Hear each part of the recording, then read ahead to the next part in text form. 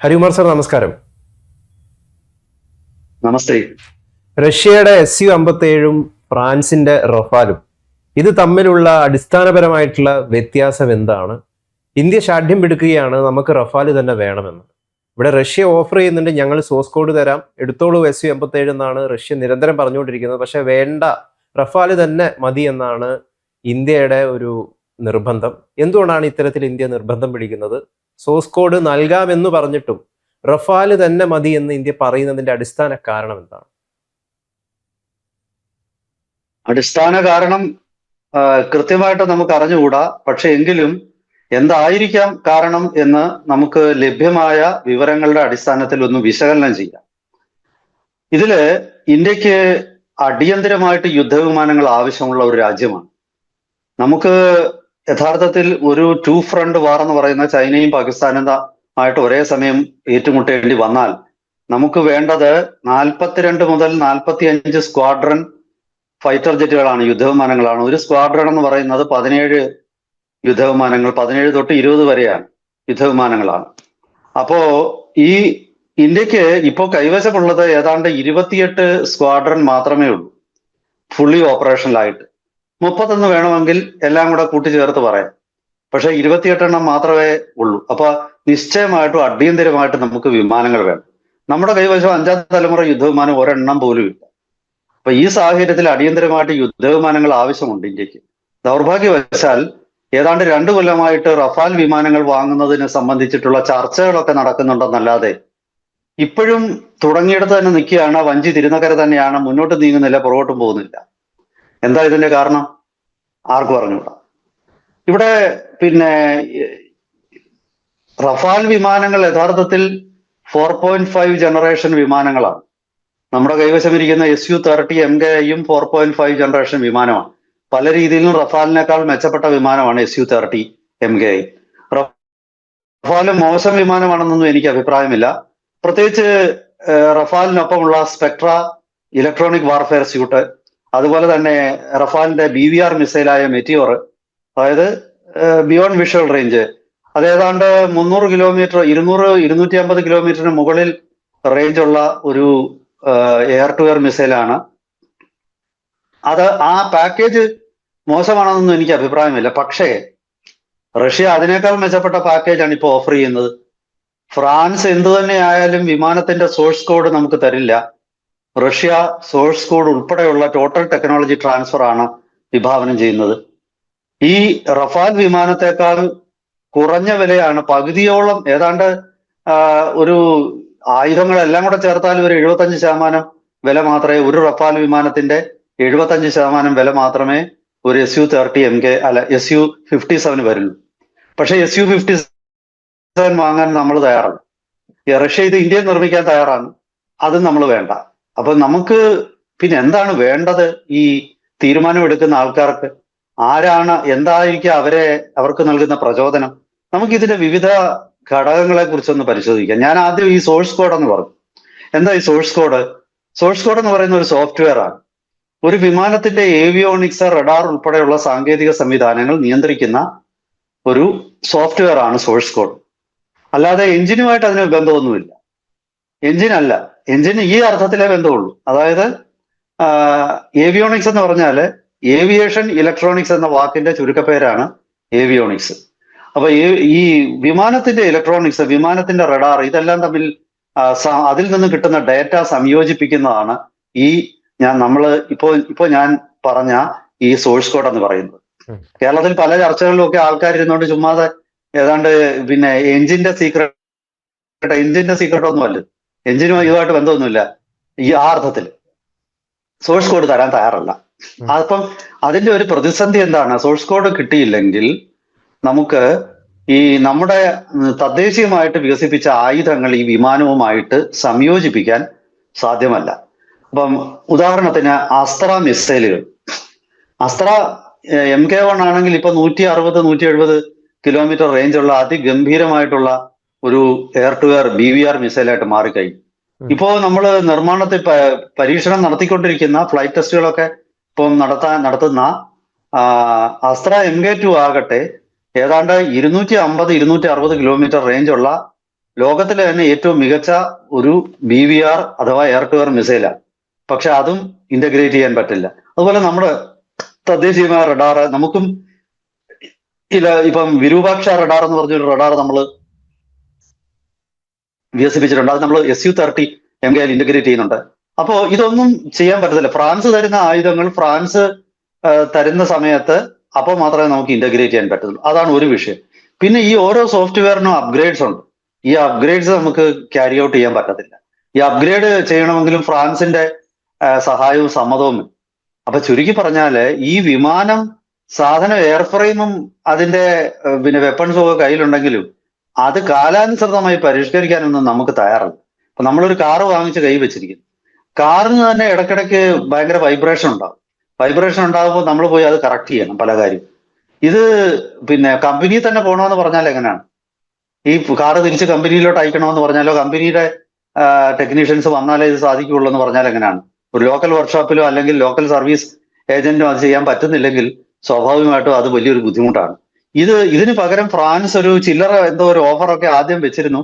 അതായത് ടെക്നിക്കൽ ഇന്റർഫേസുകൾ പിന്നെ നമുക്ക് തരാം. ഇന്റർഫേസ് എന്ന് പറഞ്ഞാൽ ഒരു ഉപകരണമായിട്ട് ബന്ധിപ്പിക്കുന്ന ഒരു കോഡിനാണ് ഈ ഇന്റർഫേസ് എന്ന് പറയുന്നത്. ഇന്റർഫേസ് കൺട്രോൾ ഡോക്യുമെന്റ് കുറച്ചൊക്കെ നമുക്ക് തരാം. ടെക്നിക്കൽ ഡേറ്റ പാക്കേജ് കുറച്ച് അതൊക്കെ പറഞ്ഞിരുന്നു. പക്ഷെ അതിലൊന്നും വ്യക്തതയില്ല.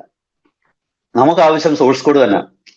ഈ ഒരു സാഹചര്യത്തിൽ നമുക്ക് മനസ്സിലാക്കേണ്ട ഒരു കാര്യം, ഈ റഫാൽ വിമാനങ്ങൾ ഇന്ത്യ ആദ്യം വാങ്ങിച്ചല്ലോ 2020 കാലഘട്ടത്തില്. അന്ന് വാങ്ങിക്കുമ്പോൾ യഥാർത്ഥത്തിൽ 2016 ഇന്ത്യ തീരുമാനം എടുക്കുന്നിടം വരെ ഈ റഫാൽ വിമാനങ്ങളുടെ പ്രൊഡക്ഷൻ കമ്പനി പൂട്ടിക്കെട്ടാൻ പോയതാ. കാരണം ഈ റഫാൽ വിമാനം ആർക്കും വേണ്ട. റഫാൽ വിമാനങ്ങളുടെ വലിയ വിലയാണ് പല രാജ്യങ്ങളെയും ഇത് വാങ്ങിക്കുന്നതിൽ നിന്നും പിന്തിരിപ്പിച്ചത്. അപ്പൊ ഈ വിമാനം യഥാർത്ഥത്തിൽ ഈ കമ്പനി പോലും റിവൈവ് ചെയ്തത് 36 വിമാനങ്ങൾ ഫ്ലൈ അവേ കണ്ടീഷനിൽ ഇന്ത്യ വാങ്ങിച്ചു. ആ തീരുമാനം കൊണ്ടാണ് ഈ കമ്പനി പുനരുജ്ജീവിപ്പിച്ചത്. കമ്പനിയുടെ പ്രൊഡക്ഷൻ ലൈൻ മുഴുവൻ മുടങ്ങിക്കിടക്കുകയായിരുന്നു. ഈ പ്രൊഡക്ഷൻ ലൈൻ ഇന്ത്യ വാങ്ങിച്ചു എന്ന് കണ്ടപ്പോൾ ഈജിപ്ത് വാങ്ങിക്കാൻ വന്നു, ഇന്തോനേഷ്യ വാങ്ങിക്കാൻ വന്നു, നിരവധി രാജ്യങ്ങൾ വാങ്ങിച്ചു. ഇപ്പൊ ഇതിന് ആവശ്യക്കാർ ഒത്തിരിയുണ്ട്. ഇന്ത്യയാണ് ഈ വിമാനം വാങ്ങിച്ച് ഇതിന്റെ കഴിവ് തെളിയിച്ചത്. ഇപ്പൊ ഇതിന്റെ വില, അതായത് ആയുധങ്ങളൊന്നും ഇന്റഗ്രേറ്റ് ചെയ്യാത്ത ഫ്ലൈ അവേ കണ്ടീഷൻ അല്ല, അതായത് ജസ്റ്റ് ഈ വിമാനം മാത്രമായിട്ടുള്ള ഒരവസ്ഥയിൽ ആ സമയത്ത് അത് ഫ്ലൈ അവേ കണ്ടീഷൻ. അപ്പോ അതിന്റെ വില ഈ 4 തലമുറ വിമാനത്തിന് 115 തൊട്ട് 125 മില്യൺ US$ വരെ ആണെങ്കിൽ, അതേ കണ്ടീഷനുള്ള SU-57 വെറും 50 തൊട്ട് 80 വരെ മില്യൺ US$ മാത്രമേ ഉള്ളൂ വില. അതായത് ഒരു റഫാൽ വിമാനത്തിന്റെ പകുതി വിലയെ വരുത്തുള്ളൂ ഈ ആയുധങ്ങൾ ഇല്ലാത്ത അവസ്ഥയിൽ SU-57. അപ്പോ SU-57 എന്തുകൊണ്ടാണ് വാങ്ങിക്കാത്തത്? അതിന്റെ സോഴ്സ് കോഡ് നമുക്ക് കിട്ടും, അതിന് വിലക്കുറവാണ്. പിന്നെ അന്നേരം ഒരു ന്യായം പറയും. അതായത് ഈ പിന്നെ വിമാനങ്ങളുടെ ഓപ്പറേഷണൽ റെഡിനെസ് എന്ന് പറയുന്ന ഒരു പരിപാടി.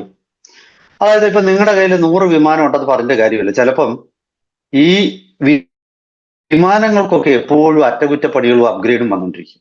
100 വിമാനം ഉണ്ടെങ്കിൽ 50 എണ്ണത്തിന് മാത്രമേ ചിലപ്പം നമുക്ക് ഒരേ സമയം റെഡി ആയിട്ട് നിൽക്കത്തുള്ളൂ. SU-57 ഓപ്പറേഷണൽ റെഡിനെസ് റഫാലിന് കൂടുതലാണെന്നും അത് ആണ് ഇതിന്റെ കാരണമെന്നും ഒരു ന്യായം പറഞ്ഞു. പക്ഷേ അതിനോട് എനിക്ക് യോജിപ്പില്ല. ഏതർത്ഥത്തിലാണെന്ന് പറയുന്നു? പിന്നെ രണ്ടാമത്തെ പിന്നെ അതിന്റെ തെളിവുകളൊന്നും നൽകിയിട്ടില്ല. ഇനിയും ഞാൻ ഒരു വിഷയം പറയാം. ആയുധങ്ങൾ ക്യാരി ചെയ്യാനുള്ള കപ്പാസിറ്റി നോക്കിയാൽ SU-57 റഫാലിനേക്കാൾ കൂടുതൽ ആയുധങ്ങൾ വഹിക്കാനുള്ള ശേഷി. SU-57 ഫിഫ്ത്ത് പിന്നെ F-35 ലൈറ്റനിങ്ങുമായിട്ട് കമ്പയർ ചെയ്തിട്ട് ഇന്ത്യ അന്ന് പറഞ്ഞു SU-57 F-35 പോലല്ല, റഡാർ ക്രോസ് സെക്ഷൻ വളരെ വലുതാണ്. F-35 ലൈറ്റനിങ്ങിന്റെ റഡാർ ക്രോസ് സെക്ഷൻ 0.1 സ്ക്വയർ മീറ്ററിൽ താഴെയാണ്. പക്ഷേ SU-57 0.1 സ്ക്വയർ മീറ്റർ തൊട്ട് 1 സ്ക്വയർ മീറ്റർ വരെയാണ് കൂടുതൽ റഡാർ ക്രോസ് സെക്ഷൻ ഉണ്ട്. അതുകൊണ്ട് അതിന് സ്റ്റെൽത്ത് ക്വാളിറ്റി ഇല്ല എന്ന് പറയും. പക്ഷെ ഇതേ ആർഗ്യുമെന്റ് വെച്ച് നോക്കിയാൽ ഈ റഫാലിന് ഒട്ടും സ്റ്റെൽത്ത് ഇല്ല. കാരണം SU-57 ഇന്റേണൽ വെപ്പൺസ് ബേ ഉണ്ട്, അതായത് ആയുധങ്ങൾ അകത്തു സൂക്ഷിക്കുന്നത്. അത് കാരണം റഡാറിന്റെ കണ്ണിൽ പെടത്തില്ല. റഫാലിന്റെ ആയുധങ്ങൾ മുഴുവൻ അതിന്റെ പുറത്താണ് ഘടിപ്പിച്ചിരിക്കുന്നത്. മിസൈലുകളും ഉൾപ്പെടെയുള്ള എല്ലാ സാധനവും പുറത്താ ഘടിപ്പിച്ചിരിക്കുന്നത്. കൂടുതൽ മിസൈൽ വഹിക്കാൻ ശേഷി SU-57-നാണ്. പിന്നെ എന്തുവാ ഇതിന്റെ ഈ പറയുന്ന വലിയ കൊട്ടിവീഴ്ച മേന്മ? ഇനി മറ്റൊരു കാര്യം, 26 റഫാൽ മറീൻ എന്ന് പറയുന്ന റഫാൽ M എന്ന് പറയുന്ന വിമാനങ്ങൾ വാങ്ങിക്കുമെന്ന് പറഞ്ഞു. നമ്മുടെ പിന്നെ വിമാനവാഹിനി കപ്പലുകൾ സൂക്ഷിക്കേണ്ട അതാണ്. അതും ഇതുവരെ ശരിയായിട്ടില്ല. അപ്പൊ പിന്നെ എന്തോ ഇത് ഈ പറയുന്നതിന്റെ ഒക്കെ അർത്ഥം എനിക്ക് പിടികിട്ടുന്നില്ല. ഇതിന്റെ ഒരു ന്യായം ഞാൻ കാണുന്നില്ല. പിന്നെ എല്ലാ റഷ്യയുടെ ആയുധങ്ങൾക്ക് പിന്നെ അത്ര ശരിയല്ല. അത് ആദ്യം പിന്നെ ഇടയ്ക്കൊന്ന് പറഞ്ഞു ഈ പിന്നെ ഇസഡിയിൽ-30 എന്ന് പറയുന്ന പിന്നെ അല്ല എഞ്ചിൻ ശരിയല്ലെന്ന്, എഞ്ചിൻ ശക്തി പോരാന്ന് പറഞ്ഞു. അപ്പൊ അവർ പുതിയ എഞ്ചിൻ ഇസഡിയിൽ-30 അത് കൊണ്ടുവന്നു. അപ്പം ഇതെല്ലാം നമ്മൾ ഓരോന്ന് പറയുമ്പോഴും അവരതിനെല്ലാം വഴങ്ങുന്നു. അപ്പോൾ സ്വാഭാവികമായിട്ടും എന്റെ ഒരു ഈ മേഖല കൈകാര്യം ചെയ്യുന്ന ഒരു പത്രപ്രവർത്തകൻ എന്നുള്ള നിലയിൽ SU-57 വേണ്ടെന്ന് വെക്കാൻ കേന്ദ്ര സർക്കാർ കാണിക്കുന്ന ഒരു അമിത താല്പര്യത്തില് സത്യസന്ധമായിട്ട് പറഞ്ഞാൽ എനിക്ക് അതിൽ സംശയം. എന്താണ് അതിന്റെ പിന്നിലെ ചേതോവികാരം എന്ന് എനിക്ക് പറയാൻ കഴിയുന്നില്ല. ഫ്രാൻസ് എന്ന രാജ്യം നമ്മളെ വളരെയധികം സമ്മർദ്ദത്തിൽപ്പെടുത്തുകയാണോ എന്ന് ഞാൻ സംശയിക്കുന്നു. അമേരിക്കയെക്കാൾ തീർച്ചയായിട്ടും മെച്ചമാണ് ഫ്രാൻസ്. എന്തിനാണ് ആ സമ്മർദ്ദം? കാരണം അതെനിക്ക് അറിഞ്ഞുകൂടാ. പിന്നെ അതൊക്കെ അന്വേഷണ ഏജൻസികൾ കണ്ടുപിടിക്കും. പിന്നെ ഫ്രാൻസ് പിന്നെ സ്വാഭാവികമായിട്ടും ഒരു കരാറിൽ ഒപ്പിട്ട വിമാനമൊക്കെ തരും. അമേരിക്ക കരാറിൽ ഒപ്പിട്ടാലും തരത്തില്ലല്ലോ. റഷ്യയുടെ എഞ്ചിൻ വാങ്ങിക്കാതെ അമേരിക്കയുടെ GEയുടെ F404 എഞ്ചിൻ വാങ്ങിക്കാൻ പോയി. $1 ബില്യൺ അമേരിക്കയ്ക്ക് മുൻകൂട്ടി കൊടുത്തു, ഈ കമ്പനിക്ക് കൊടുത്തു. ഇതുവരെ കിട്ടിയിരിക്കുന്നത് 7 എഞ്ചിനാണ്. 3-3.5 കൊല്ലമായി, ഇതുവരെയും തരുന്നില്ല. ഇനി എന്ന് തരും? ഇന്ത്യയുടെ LCA തേജസ് എന്ന പദ്ധതി തന്നെ അവർ അട്ടിമറിച്ചു, മിണ്ടുന്നില്ല. അതുപോലെ തന്നെയാണ് ഈ പറയുന്ന ഫ്രാൻസുമായിട്ടുള്ള ഡീല്.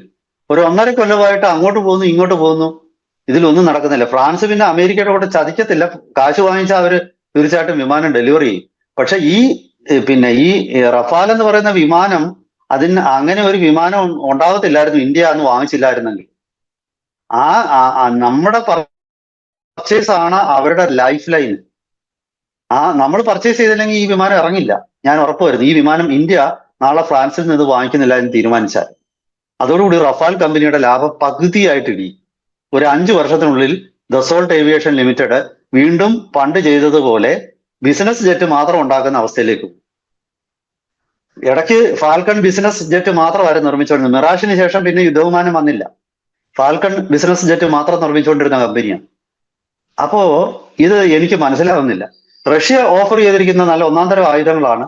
ഇപ്പൊ മെറ്റിയോർ എന്ന് പറയുന്ന ഒരു മിസൈൽ, മെറ്റിയോറിന് പകരമായിട്ട് എക്സ്ട്രാ ലോങ് റേഞ്ച് ആയിട്ടുള്ള R-37 ഓഫർ ചെയ്തിട്ടുണ്ട്. 300 കിലോമീറ്ററിലധികം. അത് അവാക്സ് പിന്നെ വിമാനങ്ങള്, അതുപോലെ തന്നെ റീഫ്യൂവലിംഗ് വിമാനങ്ങളൊക്കെ തകർക്കാൻ ഉപയോഗിക്കാം. R-77M എന്ന് പറയുന്ന പുതിയ വെർഷൻ, R-77ന്റെ പുതിയ വെർഷൻ, അതിന് 250 കിലോമീറ്ററോളം റേഞ്ച് ഉണ്ട്, അതും ഓഫർ ചെയ്തിട്ടുണ്ട്. കിൻഷാൽ എന്ന് പറയുന്ന ഹൈപ്പർസോണിക് ക്രൂയിസ് മിസൈൽ ഓഫർ ചെയ്തിട്ടുണ്ട്. ഇതൊക്കെ തന്നെ ഈ വിമാനത്തിൽ ഘടിപ്പിക്കുന്നതാണ്. ഇത് യഥാർത്ഥത്തിൽ ഒരു സ്റ്റാൻഡ് ഓഫ് പ്ലാറ്റ്ഫോം ആയിട്ട് ഉപയോഗിച്ച് അവർ മറ്റൊരു ഓഫർ കൂടെ വെച്ചിട്ടുണ്ട്.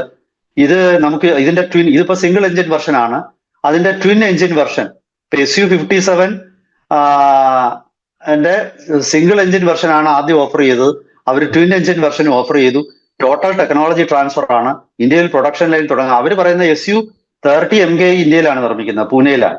അതേ പ്ലാന്റിൽ നിന്ന് തന്നെ ഇത് നിർമ്മിക്കാം. ചെറിയ വ്യത്യാസങ്ങൾ വരുത്തിയാൽ മതി. ഇപ്പൊ ആവശ്യപ്പെട്ടാൽ 10 വിമാനം ഉടനെ നിർമ്മിച്ച് നൽകാമെന്ന് പറഞ്ഞിട്ടുണ്ട്. മാസങ്ങളെ എടുക്കത്തുള്ളൂ. ഡെലിവറി അതോടുകൂടി തുടങ്ങും. എന്താണ് പിന്നെ ഇതിന്റെ വ്യത്യാസം? ചെലവ് കുറവ്, ഗുണം മെച്ചം, പിന്നെ ടെക്നോളജി തരും. ആയുധങ്ങള് ഫ്രാൻസ് തരുന്ന ആയുധങ്ങളെക്കാൾ ഒരു പടി മുന്നിൽ. ഫ്രാൻസിന്റെ 4.5 ജനറേഷൻ ആണെങ്കിൽ ഇത് 5th ജനറേഷൻ. ഇത് അമേരിക്കയുടെ F-35 വരത്തില്ല എന്നാണ് അന്നേരം പറയുന്നത്. F-35 ഏതായാലും കിട്ടത്തില്ലല്ലോ. 5th ജനറേഷൻ വിമാനം ലോകത്ത് അമേരിക്കയും ചൈനയും മാത്രമേ ഉണ്ടാക്കുന്നുള്ളൂ, ഈ റഷ്യ അല്ലാതെ. ചൈനയുടെ J-20 നമുക്ക് കിട്ടത്തില്ലല്ലോ. വരാനിരിക്കുന്ന J-36 നമുക്ക് കിട്ടത്തില്ലല്ലോ. അമേരിക്കയുടെ F-35 എന്ന അതിലൊരു കില്ലർ സ്വിച്ച് ഉണ്ട്. അവർക്ക് എല്ലാ ദിവസവും രാവിലെ അവര് ഒരു കോഡ് അയക്കും, OTP അയക്കും. അത് പിന്നെ ഉപയോഗിച്ചാൽ മാത്രമേ വിമാനം നമുക്ക് പറപ്പിക്കാൻ പറ്റത്തുള്ളൂ, മേളോട്ട് പൊങ്ങത്തുള്ളൂ. ഉം. അതായത് അമേരിക്ക പറയുന്ന കാര്യത്തിന് മാത്രമേ ഈ വിമാനം ഉപയോഗിക്കാൻ പറ്റത്തുള്ളൂ. അപ്പൊ എനിക്ക് ഇതിനകത്തിൽ ഒരു ന്യായവും കണ്ടുപിടിക്കാൻ പറ്റുന്നില്ല. ഉം. ഇങ്ങനെ ചർച്ച ഇങ്ങനെ നീണ്ടു പോവുകയാണ്. ഇത് ഗണപതി കല്യാണം പോലാണ്. ഉം. ഇത് എന്ന് നടക്കുമെന്ന് ആർക്കും ഒരു ഉറപ്പുമില്ല, ഒരു നിശ്ചയമില്ല ഒന്നിനും. പിന്നെ വരുമോരോ ദശ വന്ന പോലെ പോകും എന്ന് തന്നെയാണ് എനിക്ക് തോന്നുന്നത്. ഇത് എനിക്ക് ഈ ഒരു ആയുധ ഇടപാടിൽ സത്യസന്ധമായിട്ട് പറഞ്ഞാൽ നമുക്ക് ഒരുപാട് ചോദ്യങ്ങൾക്ക് ഉത്തരവില്ല. ഉം. സത്യമായിട്ടും ഇതിനകത്തിൽ കേന്ദ്ര ഗവൺമെന്റ് ഈ നാട്ടിലെ ജനങ്ങൾക്ക് കൃത്യമായ ഒരു വിശദീകരണം കൊടുക്കേണ്ടതുണ്ട്. എന്തുകൊണ്ടാണ് നമ്മൾ ഈ ഇടപാട് നടക്കാത്തത്? അവർ പറയുന്ന ന്യായങ്ങൾ ഒന്നും ശരിയല്ല. ഇതിന്റെ ഓപ്പറേഷണൽ റെഡിനെസ് കുറവാണെന്ന് എങ്ങും തെളിയിച്ചിട്ടില്ല. ഇത് യുദ്ധങ്ങളിൽ പങ്കെടുത്ത് പരിചയമില്ലെന്നാണ് പറയുന്നത്. റഫാൽ എവിടെ പോയിട്ടാണ് യുദ്ധത്തിൽ പങ്കെടുത്തത്? റഫാൽ പങ്കെടുത്തത് പിന്നെ ഇപ്പൊ ഇന്ത്യയാണ് യഥാർത്ഥത്തിൽ അത് ശരിയായ രീതിയിൽ യുദ്ധത്തിൽ പങ്കെടുത്തത്. റഫാൽ അല്ലാത്ത രീതിയിൽ റഫാൽ പങ്കെടുത്തത് സിറിയയിലും ലിബിയയിലും ഒക്കെയാണ്. അവിടെ ഒന്നും ഒരു പ്രോപ്പർ സർഫസ് ടു എയർ മിസൈലോ എയർ ടു എയർ മിസൈലോ നേരിടേണ്ടി വന്നിട്ടില്ല. അതേസമയം Su-57 യുക്രൈൻ യുദ്ധത്തിൽ പങ്കെടുത്തിട്ടുണ്ട്. അത് ഇപ്പൊ ഈ SU വിമാനം പറത്തിയിട്ട് നമുക്ക് പരിചയമുണ്ടല്ലോ. Su-30 MKI എന്ന് പറയുന്നത് ഇന്ത്യ ഏറ്റവും ശക്തമായിട്ട് ഉപയോഗിച്ചതാണ്. Su-30 MKI വെടിവെച്ചിട്ടൊന്നും ആരും അവകാശപ്പെടുന്നുമില്ല. സൂപ്പർ ക്രൂയിസിങ്ങും അതുപോലെ ത്രസ്റ്റ് വെക്ടറിങ്ങും ഉൾപ്പെടെയുള്ളത് എല്ലാ ആധുനിക രീതിയിലുള്ള വിമാനം പറത്തലിനും പറ്റുന്ന ഒരു വിമാനമാണ് Su-30. ഞാൻ കൂടുതലൊന്നും പറയുന്നില്ല, സമയപരിമിതി മൂലം ഞാൻ നിർത്തുകയാണ്. എന്തായാലും ശരി, ഈ ഒരു വിഷയത്തിൽ കൂടുതൽ വിശദീകരണങ്ങളും അതായത് നമുക്ക് കൺവിൻസിംഗ് ആയിട്ടുള്ള വിശദീകരണം നൽകാൻ കേന്ദ്ര സർക്കാരിന് ബാധ്യതയുണ്ടെന്നാണ് എനിക്ക് തോന്നുന്നത്. വരും ദിവസങ്ങളിൽ അവരെ നൽകട്ടെ. നമുക്ക് തീർച്ചയായിട്ടും അതിന് അനുകൂലമായിട്ടുള്ള ഒരു ചർച്ച നടത്താം. അതുവരെ എല്ലാവർക്കും ഒരിക്കൽ കൂടി നമസ്കാരം.